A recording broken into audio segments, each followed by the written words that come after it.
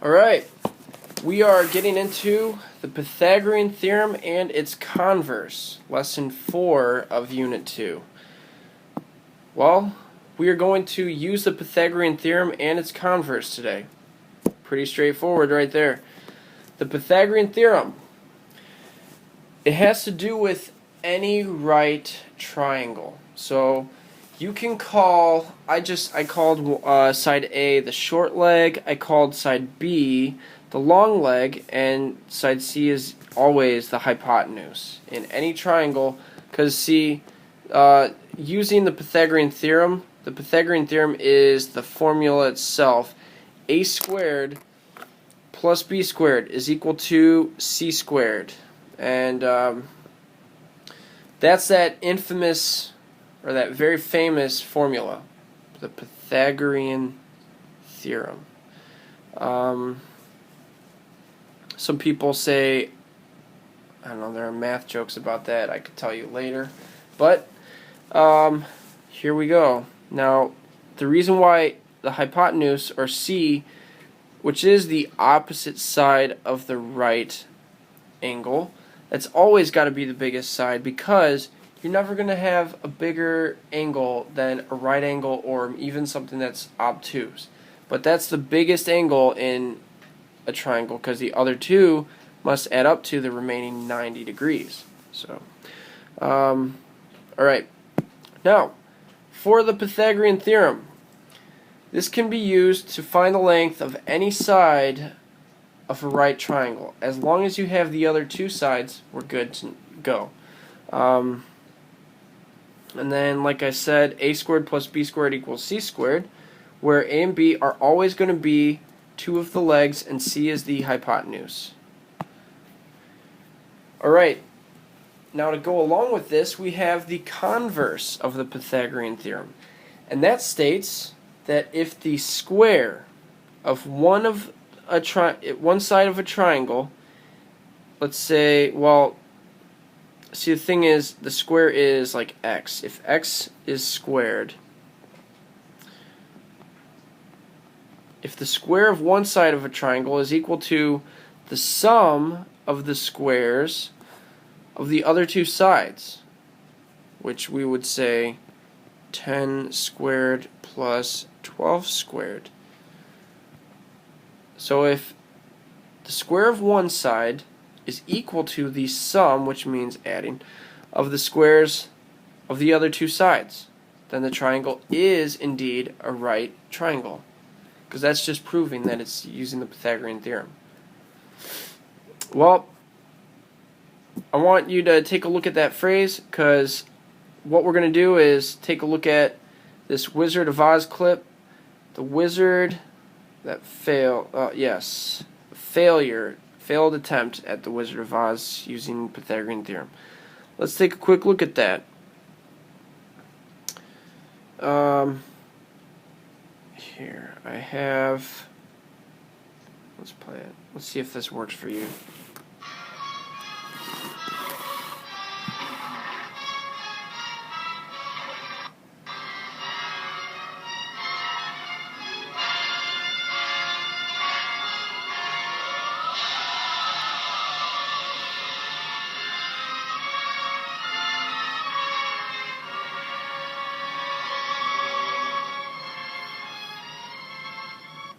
That you promised Tin Man, and the courage that you promised Cowardly Lion. Well, I'm Scarecrow brain.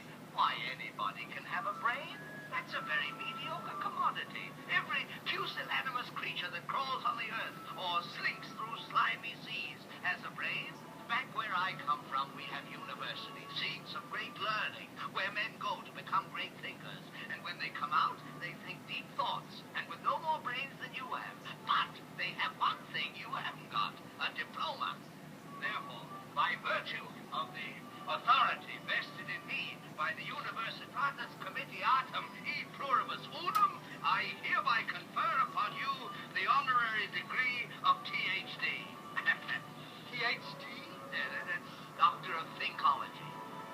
Sum of the square roots of any two sides of an isosceles triangle is equal to the square root of the remaining side. Oh, joy! Rapture! I've got a brain! Okay. Well, if you saw that, it said the sum of the square roots. It's not entirely accurate, but yeah. So here, let me get back out of this, and we can go back. All right. So, sorry. All right. Well, back to what we were saying. This says if the square of one side of a triangle is equal to the sum of the squares. Well, I'm not going to make you memorize it, but we proved the Pythagorean Theorem. They actually did say it incorrectly in that movie, but it's still fun that they made a math attempt. Unfortunately, they just failed in that respect. Okay, now, for the Pythagorean Theorem, there are some possibilities if it's not entirely on point. A squared plus b squared. If it doesn't happen to be equal to c squared, you have two possible options. Let's say if you come out with a c value that is less than a squared plus b squared, that means c is smaller, and that makes an acute triangle. But if c squared happens to be larger than the sum of a squared and b squared, then that's going to be an obtuse triangle. So take a look at, is it greater? Which side is greater? You need to know if c squared is smaller or if c squared is larger. Okay. Well, we're going to apply that. Let's take a look at example 1. We want to state the state if each triangle is acute, obtuse, or a right triangle. So, looking at this, we know the right angle is at that corner, so the other side is C, and let's say A is going to be 5 and B is 12. So, using the formula, a squared plus b squared, question mark about c squared, I'll just put equals for now. So, plugging them in, we have 5 squared plus b is 12 squared equals c is 13 squared. Now, simplifying, 5 squared, that is 25. 12 squared, that is 144. And then if you take 13 squared, you got 169 right there. Okay, simplifying the left-hand side, 25 and 144. That would actually indeed be 169. Alright, these are equal. Guess what type of triangle that is? That is a right triangle. Bangarang. We were right. Alright. Let's take a look at number 2. We have 10, 6, and 8 meters per side. Again, make sure you know which one is the right angle and which is, side opposite that right angle, so we can identify C. It doesn't matter whether you put A as 8 or A as 6, but let's just keep going with it. So we'll say A is 6 and B is 8. So again, using A squared plus B squared equals C squared, if we put 6 to the second power plus 8 to the second power is equal to 10 squared. Let's see how that comes out. 6 squared, that is what? Put a 3 in front, 36, plus 8 squared is 64. So that's equal to 10 squared is 100. Okay, 36 plus 64. If you know your addition, you're going to know that this is true. 100 equals 100. So, once again, we have a right triangle. Alright, cool. proven that we have right triangles.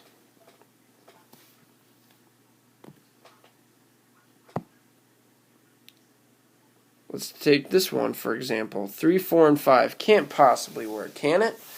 Let's see. Okay, so the biggest side should always, I was saying which side, the easy way, the biggest length should always be your C value. So A is going to be 3, B we can call as 4, and C is 5. So trying this, using A squared plus B squared equals C squared.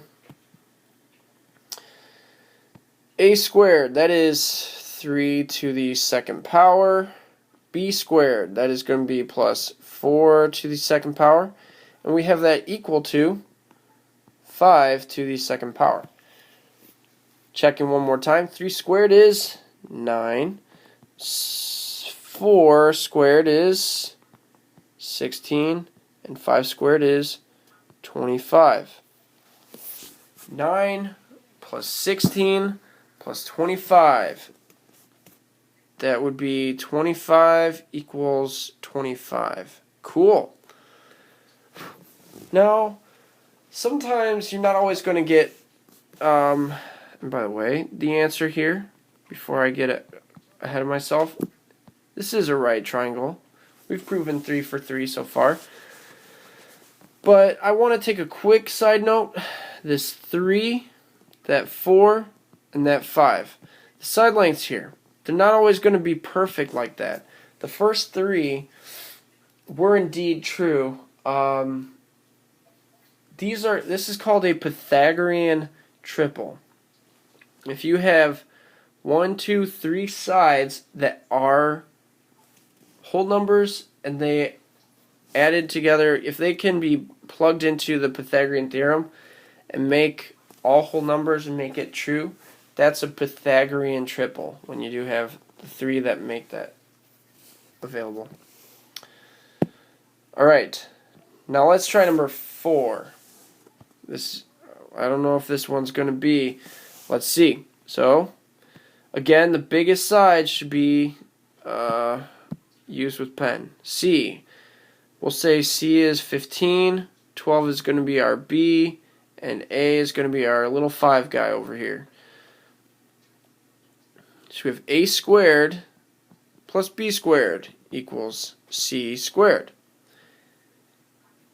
Replacing each, A is replaced with 5, so 5 squared, plus B is 12, so 12 squared, and C is 15 squared. Now, if we know 5 squared is 25, plus 12 squared is 144. If that's equal to, then we're good. But what is 15 squared? 15 squared is indeed 225. Okay. Now we're getting into the serious stuff, because this is looking like it's not true this time. Finally, we're going to have to see, well, which type is it? 25 plus 144, that would be 169. Now we know that these aren't equal, but I do want to know, which one is bigger? Is it A squared plus B squared, or the C squared? C squared is the greater value, so then that means if C squared is bigger, what kind of triangle is this? You betcha, it's an obtuse triangle.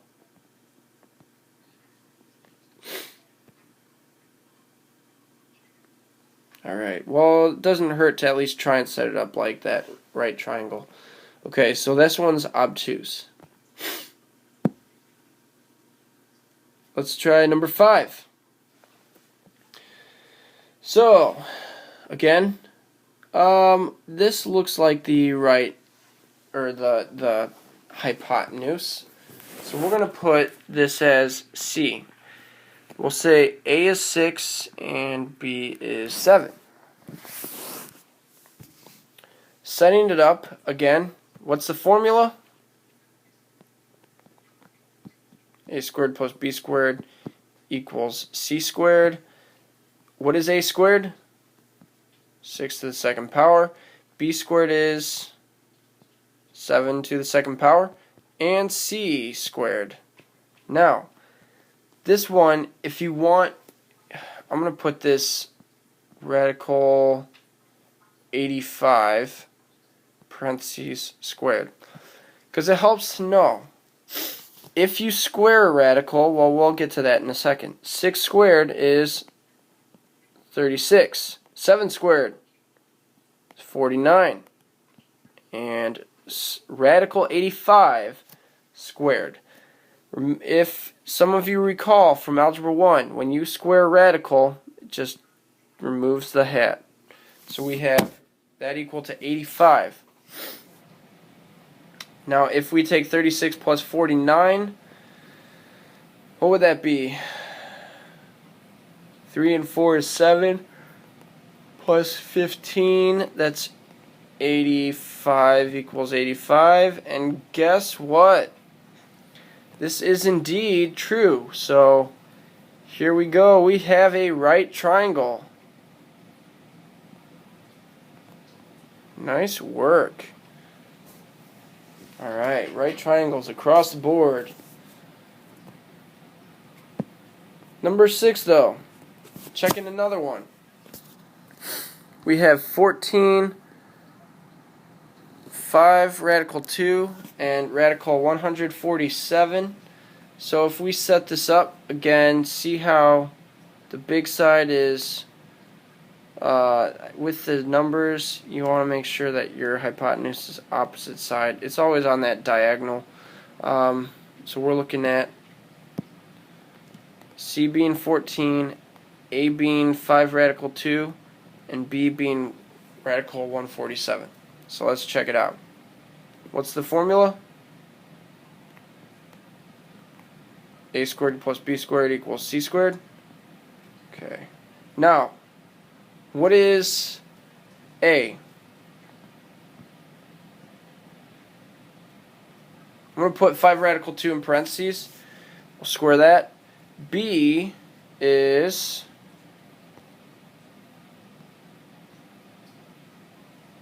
147 in the radical, so we're going to put that in parentheses and square it.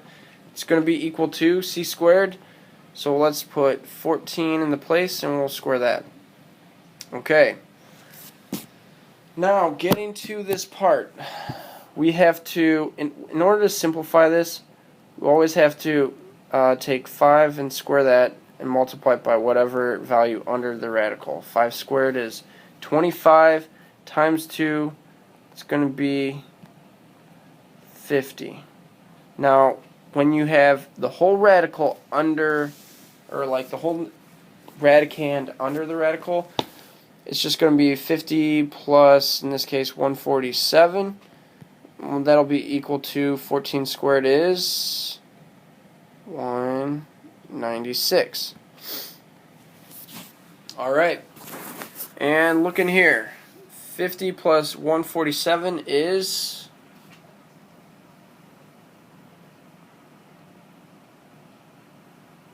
197. Ooh, very close, but not enough. Okay, so which one's bigger? They're not equal, so it's either obtuse or acute. And then if you're looking at this, the bigger side was a squared plus b squared. So that means, guess what? That means that this is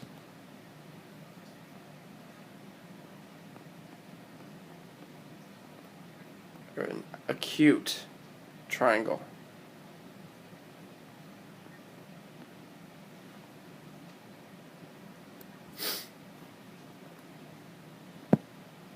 Okay, next, for number 7, it says, find the missing side of each triangle. Leave your answer in simplest radical form. So, going back to our beloved Pythagorean Theorem. A squared plus b squared equals c squared. Might as well just put it on the top of every problem you do. Now we want to fill in. So let's say a is 10, B is 12. C is X. Okay. So let's substitute those in.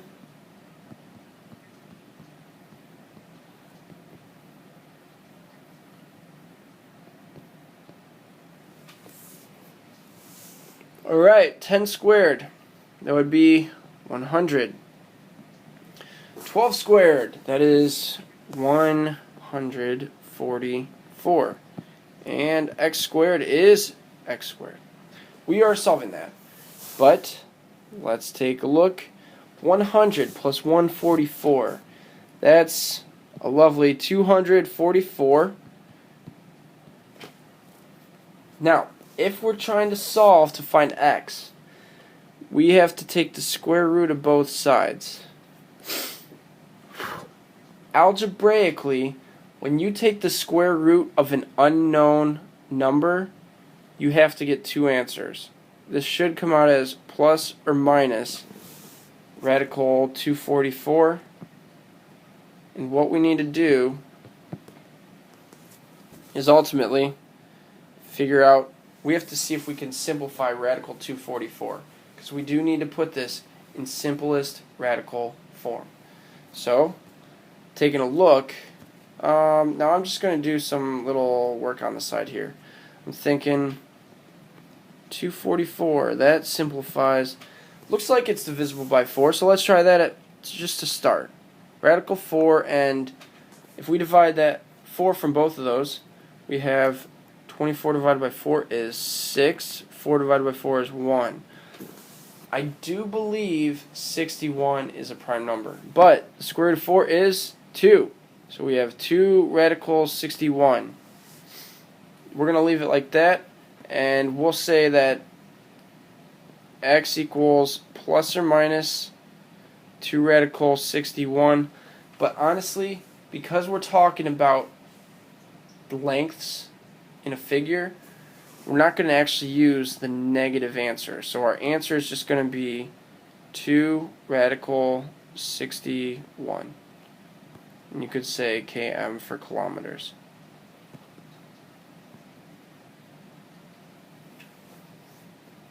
Okay. I do want to clarify, for this lesson, chances are you're not going to be using the negative side of that plus or minus. So most of your answers will just be positive, like 2 radical 61 here. I still want to make sure I go through that because it's very important to know in algebra, if you take the square root of an unknown, you're bound to get 2 answers. Okay. Let's move on to number 8. Okay, so we are finding the missing side length and leave our answer in radical form again. Okay, so this time x is, we could say that x is going to take the place of a. B can be 13, and C, since it's opposite the right angle, C is going to be 16. So we have a squared plus b squared equals c squared. Now, a squared is going to be just written as x squared. B is 13 as we said. And C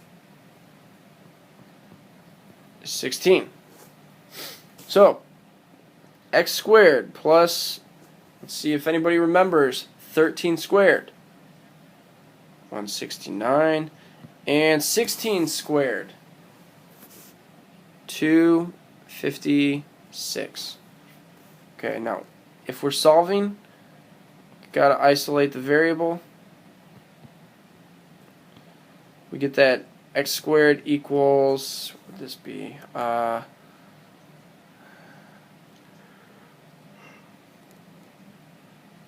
Let's see, looking at 16, it's 14. Sorry, I'm doing a little bit of mental math here. 14 minus 6 is 8. 87. So if we take the square root of both sides, x would be equal to plus or minus the square root of 87. And we need to see if 87 breaks down. I don't think it does, honestly. I'd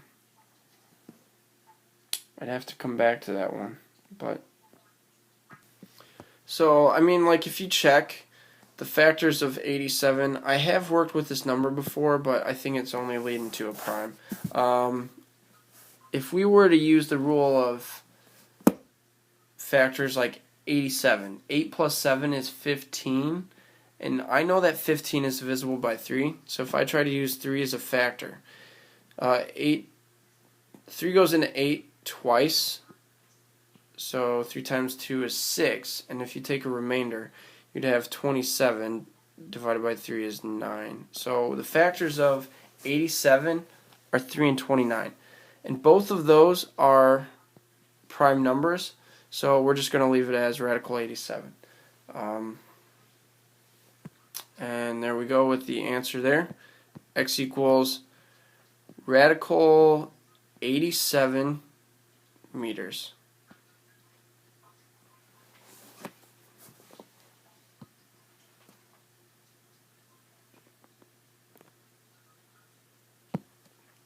Okay, number 9.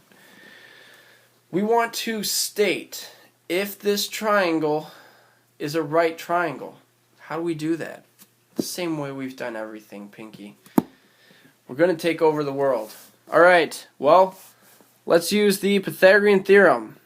It's taking the world by storm, isn't it? A squared plus b squared equals c squared. So, let's just say a is 6, b is radical 86, and c is radical 122. Good. So we have 6 squared plus, I'm going to put this in parentheses, because if I have a radical or anything borderline fishy, I'll put it in parentheses because we're squaring it. And it makes me feel better. Okay, and then we have square root of 122 in parentheses. We're going to square that as well. Everything look good? Good. Okay, so 6 squared, that is 36 plus, remember, square root of 86 squared. Really easy. Guess what? Same number you just saw. And the square root of 122 squared, even easier. 122. Okay. Now, if we add these together, we're solving the same way that we did before. So if we just add these together, 86 plus 36. 6 plus 6 is 12. 3 and 8 is 11. Plus that 1 carries over to be 22. So 122 equals 122. Is that a right triangle? Yes, it is.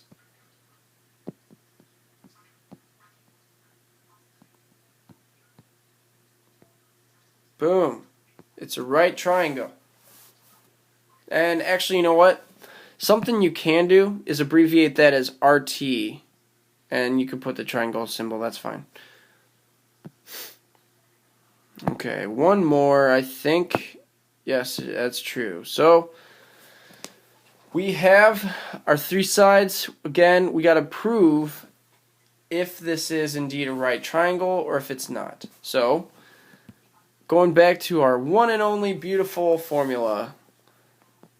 A squared plus b squared equals c squared. And we would decide, let's say a is smallest, that just helps. B is 7 and c is radical 78. Okay, so a squared is going to be 5 squared plus b is 7 squared, and c, that's the radical 78 squared. Okay, now 5 squared, that is 25. 7 squared, that is not 35. Ha ha ha ha. That's 49. And remember, radical 78, you square that, guess what we get? 78. Okay. What is 25 plus 49? I know 2 plus 4 is 6, and if we have 5 plus 9, that's going to be 14, so we have 74. That's not equal to 78. Which is bigger? C or the A and the B side? Aha. C squared is bigger. So that means, well, actually, all we have to prove, state if each triangle is a right triangle. If it's not congruent or if it's not equal on both sides, it's not a right triangle. And we're done. End of story. End of lesson. Worksheet awaits. All right. Have a great day and enjoy. Yes. Ciao.